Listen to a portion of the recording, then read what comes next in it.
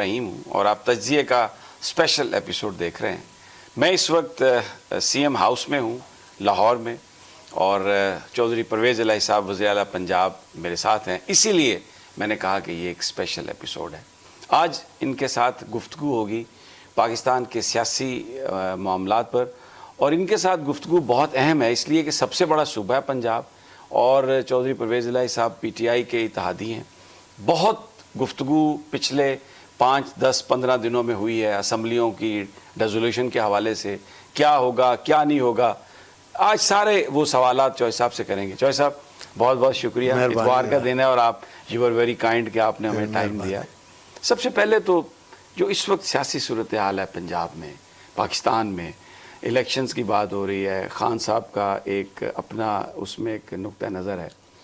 آپ کے حوالے سے بہت گفتگو ہوئی کہ آپ اسمبلیاں توڑیں گے نہیں توڑیں گے، کس کے ساتھ جائیں گے، اگرچہ خان صاحب نے اپنے ہر انٹرویو میں یہ بات کہی ہے کہ چودھری پرویز الہی صاحب مکمل ہر طرح سے میرے ساتھ ہیں۔ اس ساری صورتحال پر آپ کیا تبصرہ کریں گے؟ خان صاحب تو ویسے دونوں کی بات کرتے ہیں، مونس کی ویسے زیادہ کرتے ہیں۔ دیکھیں جی، بات یہ ہے کہ خان صاحب نے الحمدللہ ایک چیز ان کی ماننی پڑے گی۔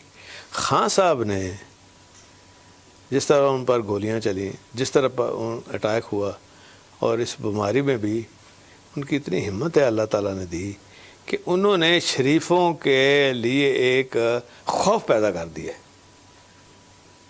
ان کی زبان پہ ہر وقت عمران خان صاحب کا نام رہتا ہے، ان کی سوچ میں ہر وقت ان کا نام رہتا ہے، اور یہ پاکستان کو ضرورت بھی تھی۔